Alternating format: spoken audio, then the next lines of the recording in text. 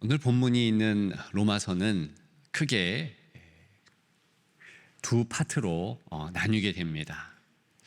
오늘 본문을 기점으로 앞에 파트 1장부터 11장까지 죄인이었던 우리를 예수 그리스도의 십자가로 구원하시는 하나님의 놀라운 은혜, 하나님의 놀라운 하신 일들이 조목조목 기록되어 있습니다. 우리는 우리의 공로, 우리의 행위가 아니라 믿음으로 의롭다 하심을 받았습니다. 바로 그렇게 예수 그리스도의 십자가 은혜로 말미암아 영원한 생명을 얻은 것, 이것이야말로 우리가 누릴 수 있는 가장 참된 부요함입니다. 우리는 이미 가장 큰 보물을 얻은 진짜 부자들입니다. 이것이 복음의 실체, 복음 자체인 것입니다. 그렇다면 12장부터 16장까지는 어떤 내용이 있겠습니까? 바로 이 엄청난 부요함을 소유한 자들이 과연 이 땅에서 어떻게 살며 승리할 것인가? 그러한 참 부자의 실제적인 삶을 다루고 있다라는 것입니다. 구원받아 진짜 부자가 된 성도들은 세상 사람들과 살아가는 방식이 다르다라는 것이지요. 오늘 본문 짧은 2절입니다만 바로 실제 부유한 자의 삶의 가장 큰 기준점 되고 의미가 있는 실천적 지침이 나오고 있습니다. 오늘 제목 저는 부자의 행복살이로 정해보았습니다. 오늘 본문을 망라하는 그런 제목이리라 기대하며 저는 이 제목을 3글자로 기억하면 좋겠다 싶습니다. 행복삼. 한자의 뜻은 다르지만 하나님 앞에서 성도가 행할 것이 있다는 것입니다. 그것 행하면 모든 일들이 소위 만사형통의 은혜로 참된 부요함을 누릴 수 있다라는 것이지요. 복, 정말 복은 우리가 받는 것입니다. 오복, 그거 다 받는 거 아닙니까? 하나님께서 우리에게 부어주시는 그런 복들을 가늠해 보는 것, 이것이 중요하다라는 것입니다. 그리고 3, 하나님과 동행하는 우리의 삶, 어떤 특징이 있나, 어떤 실제적 지침으로 나아가야 되는가, 그것을 나누고자 합니다. 오늘 본문을 통해서 하늘의 보화를 가진 저와 여러분들, 참 부자의 삶, 행복살이가 구체적으로 어떤 모습인지 같이 살피며 우리 또한 그런 승리의 모습으로 나아가기를 소망합니다. 첫째로 행이지요. 예배한다라는 것입니다. 원래는 예배 드림, 이렇게 우리가 예배를 표현하는데요. 오늘은 우리의 행동, 예배하는 그 자체를 좀 생각해 보는 주제이므로 이렇게 표현을 해보았습니다. 1절에 보게 되면 그러므로 형제들아 너희 몸을 하나님이 기뻐하시는 거룩한 산 제물로 드리라 그랬습니다. 바울의 권면입니다. 그런데 이런 권면 전에 뭔가 바울이 붙잡는 것이 있습니다. 그것은 하나님의 자비입니다. 하나님의 자비하심으로, 하나님의 모든 자비하심으로 너희를 권하노니, 이렇게 말하고 있지 않습니까? 하나님의 자비는 어떤 것입니까?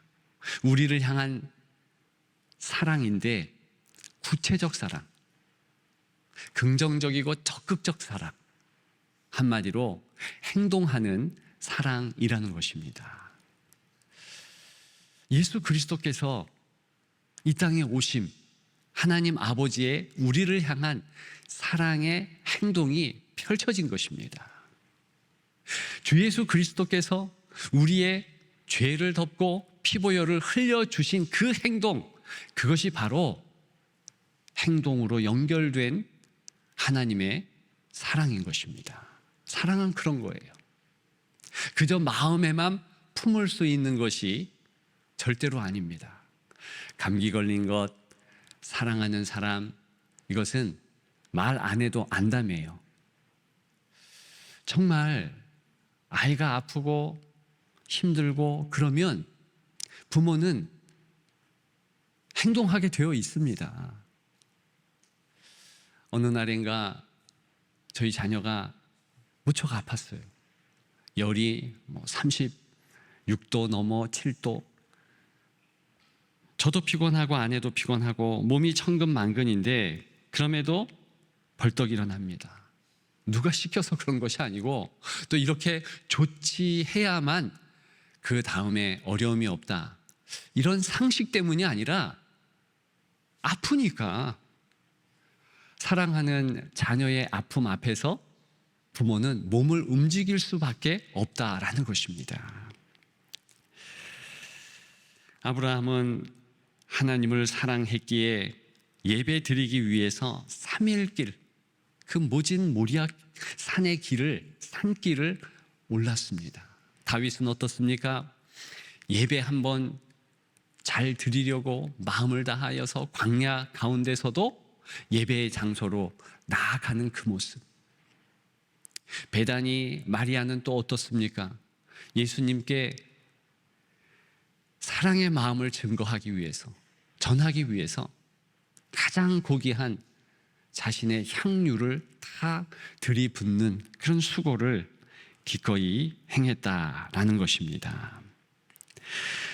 정말 사랑은 마음속에서만 머무르지 않습니다. 반드시 사랑은 행동으로 이어지고 몸으로 연결되는 것입니다. 예배도 그렇지요. 그래서 오늘 사도 바울은 마음을 드리라 하지 않고 너희 몸을 하나님이 기뻐하시는 거룩한 산 제물로 드리라 라고 말하고 있는 것입니다.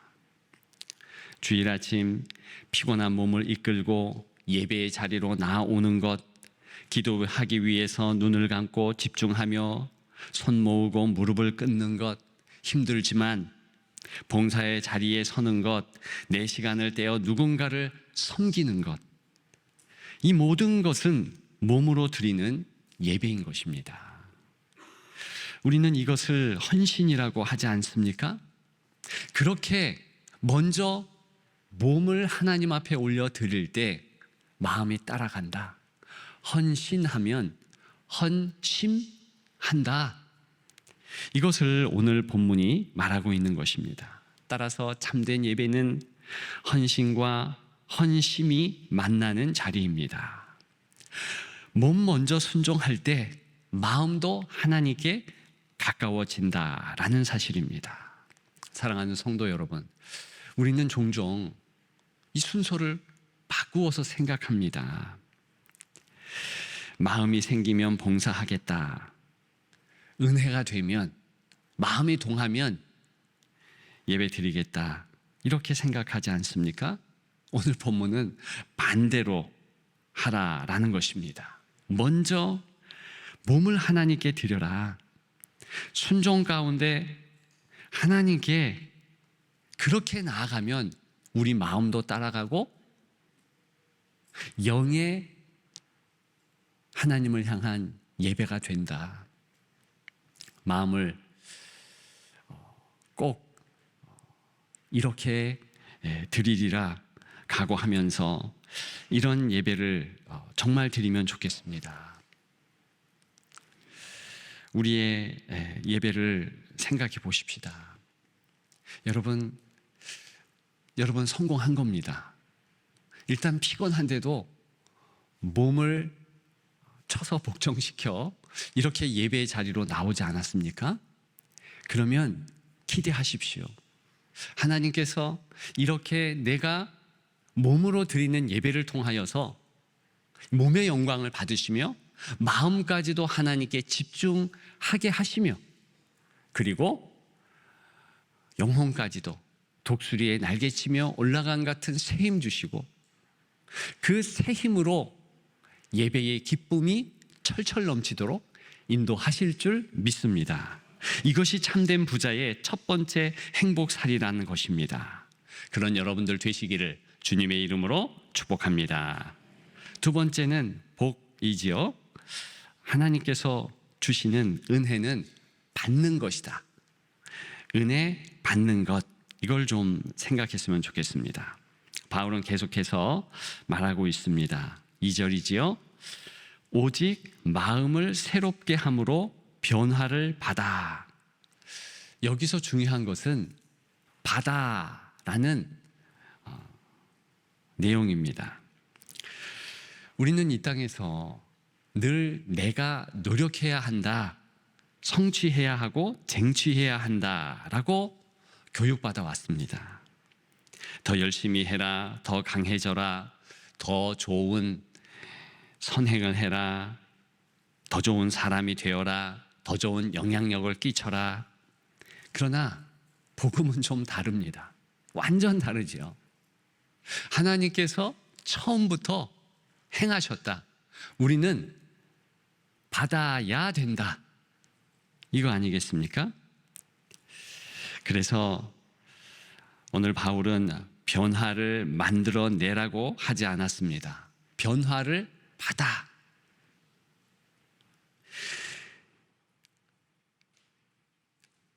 저와 여러분들이 예배 드리는 데 있어서 반드시 몸이 가면 하나님께서 우리를 변화 주신다, 변화를 받게 한다, 이런 약속을 하고 있는 것입니다. 꽃은 자기 힘으로 피지 않잖아요. 햇빛을 받고 비를 수용하고 생명을 공급받으며 피어납니다. 저와 여러분 마찬가지 아닙니까? 은혜를 받아야 변화됩니다. 그래서 우리가 예배하는 이 자리는 은혜의 자리, 하나님께서 나를 변화시키는 그런 자리인 것입니다. 말씀을 듣는 가운데, 기도하는 가운데, 찬양하는 가운데 성령께서 우리의 마음을 새롭게 하십니다. 지난 목요일에 자녀 세대가 저 괴산에서 수련회를 했습니다. 그래서 제가 일찍 찾아갔지요. 그랬더니 그 전날 아이들이 1시까지 예배를 드렸다, 3시까지 기도했다, 자랑 삼아 얘기하는 거예요. 마음이 훈훈하더라고요. 잘한다, 이렇게 격려하면서 기왕이면 밤새렴? 밤새지 않을래? 정말 하나님 앞에서 예배를 사모하고 그렇게 나아가는 거 얼마나 귀합니까? 여러분들 예배 드리기 위해서 이렇게 몸을 복종시키며 나오는 것 어렵지요? 자녀 세대는 얼마나 더 어렵겠습니까? 더 쉬고 싶고 더 좋은 거 물놀이 하러 가고 싶고, 그런데 수련회로 올라가서 이 아이들이 1시간도 아니고 2시간도 아니고 예배의 시간, 찬양의 시간, 기도의 시간을 그렇게 견뎌내면서 우리 하나님께서 당연히 가장 좋은 것 주시지 않겠습니까? 성령을 주시면서 충만함으로 정말 기도의 사람으로, 지혜의 사람으로, 은혜의 사람으로 바꾸어 주시고 역사하실 줄 믿습니다. 아이들뿐 아니라 이런 고백을 하는 성도들을 종종 봅니다. 예전에는 화부터 냈는데 이제는 한 번 더 참게 됩니다.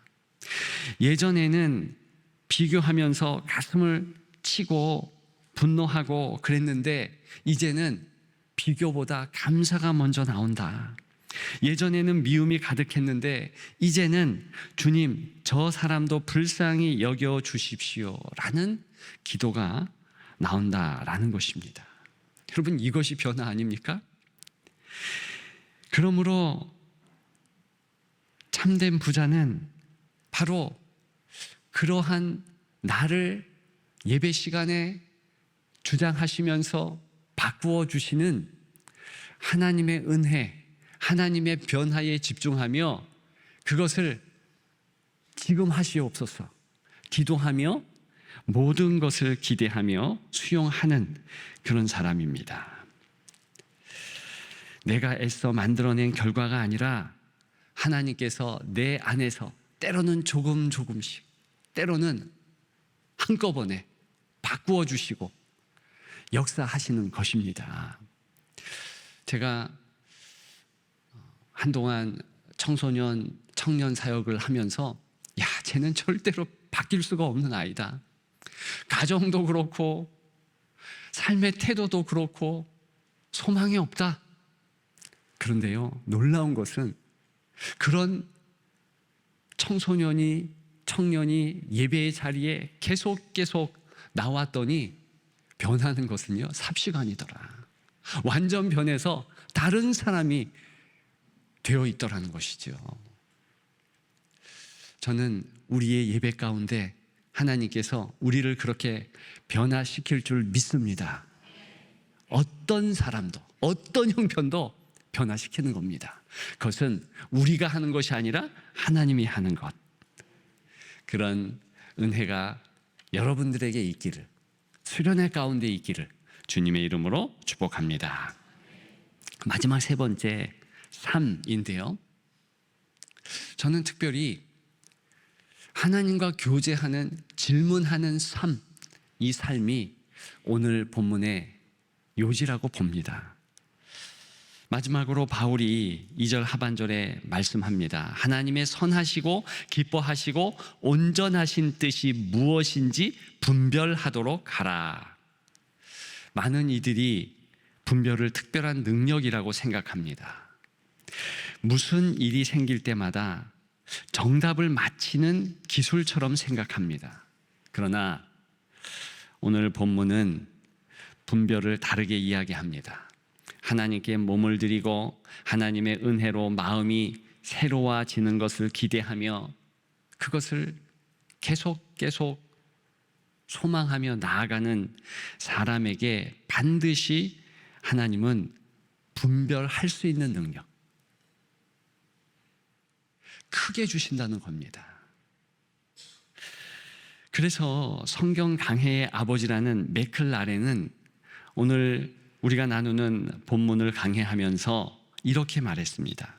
하나님의 뜻을 지각하는 능력은 직관적이며 확실하며 크게 저절로 증진된다. 왜냐?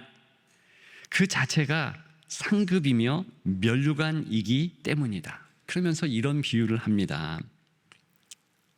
나침반주의로부터 혼란케 하는 쇠조각들을 치워버릴 때 비로소 그 나침반이 올바른 방향을 가리키는 것처럼 우리 주위로부터 판단을 혼란케 하는 것들을 치워버릴 때 우리는 하나님의 뜻을 분별할 수 있는 분명한 통찰력을 갖게 된다. 너무나 맞는 말입니다.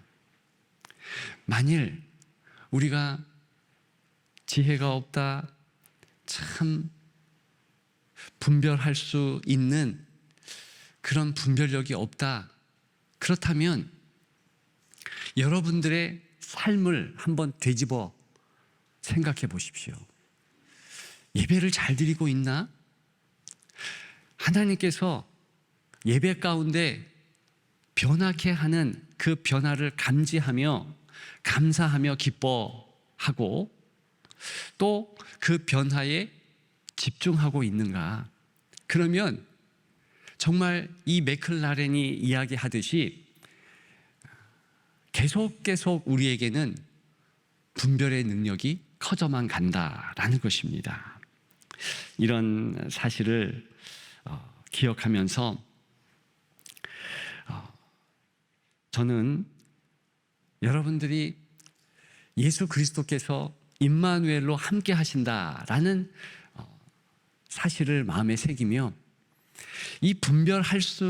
밖에 없는 시간 순간순간들을 그리스도와 교제하는 기회로 삼으면 좋겠다 싶습니다.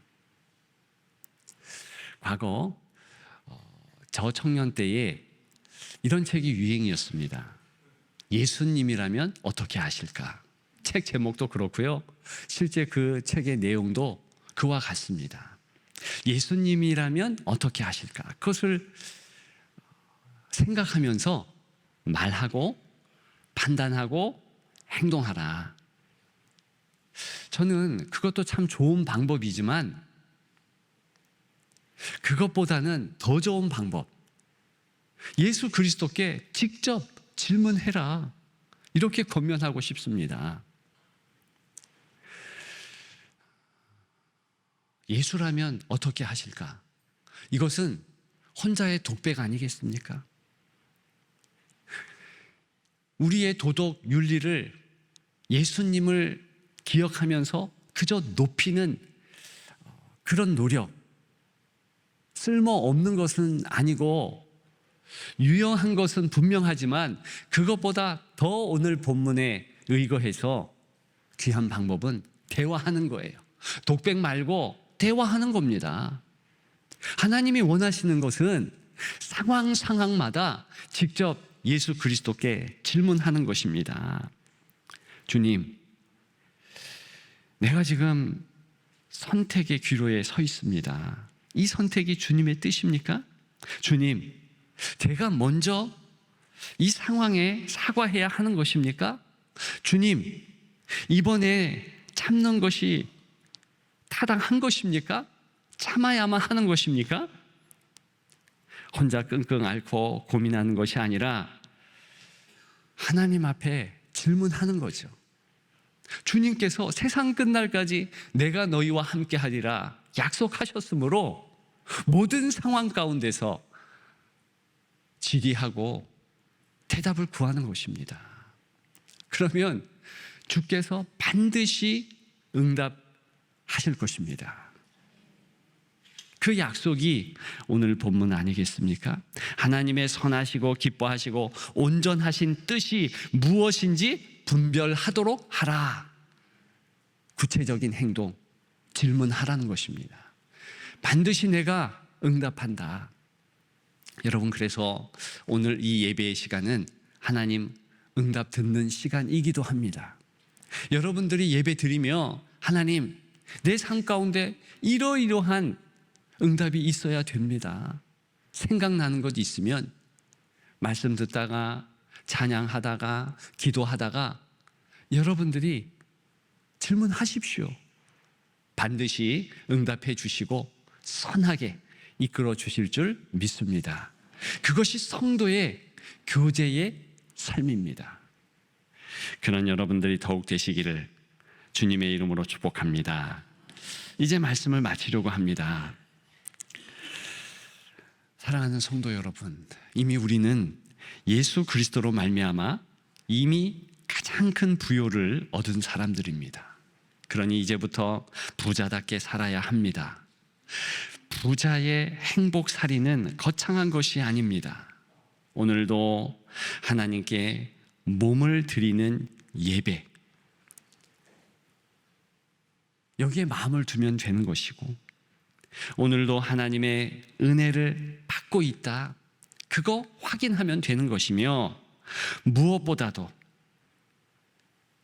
선택의 순간순간 직접 하나님께 질문하는 것입니다.